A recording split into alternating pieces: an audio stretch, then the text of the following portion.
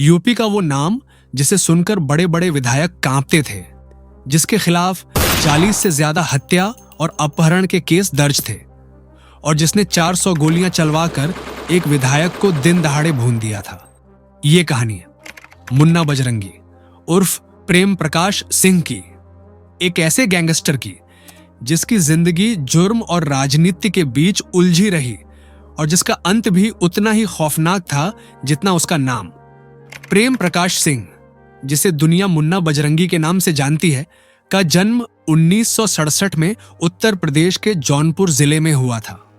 वो पढ़ाई में कमजोर था और महज कक्षा 5 के बाद स्कूल छोड़ दिया। कहा जाता है कि उसकी अपराध की दुनिया में पहली एंट्री 17 साल की उम्र में एक हत्या से हुई थी। धीरे धीरे उसने देशी कट्टों से लेकर AK-47 तक हाथ में थाम लिया।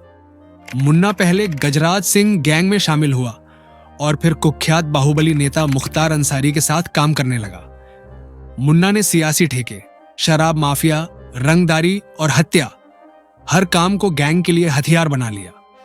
लेकिन उसकी सबसे बड़ी कुख्यात हरकत थी विधायक कृष्णानंद राय की हत्या। 2005 में बीजेपी विधायक कृष्णानंद राय की गाड़ी को रास्ते में रोककर उनके काफिले पर 400 राउंड से ज्यादा गोलियां चलाई गईं। इस शूटआउट में विधायक समेत 7 लोगों की मौके पर मौत हो गई। इस केस ने पूरे देश को हिला दिया और मुन्ना बजरंगी को सबसे खतरनाक गैंगस्टर की लिस्ट में डाल दिया गया।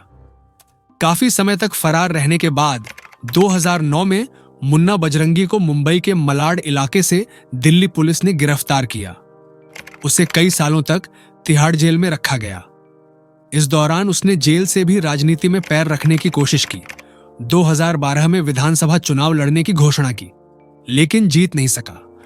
उसके ऊपर हत्या, अपहरण, रंगदारी समेत 40 से ज्यादा संगीन मुकदमे दर्ज थे।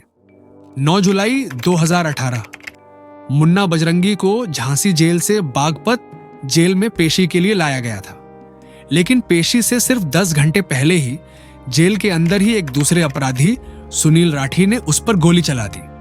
रिपोर्ट्स के मुताबिक उसके सिर में 10 गोलियां मारी गईं और उसकी मौके पर ही मौत हो गई। जेल में पिस्तौल कैसे पहुंची?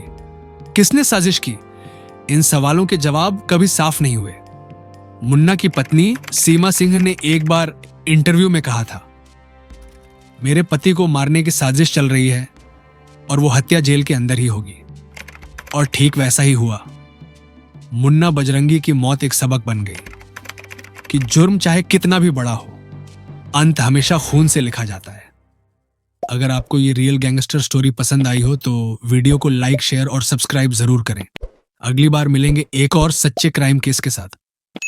तब तक याद रखिए, अपराध का रास्ता कभी लंबा नहीं होता।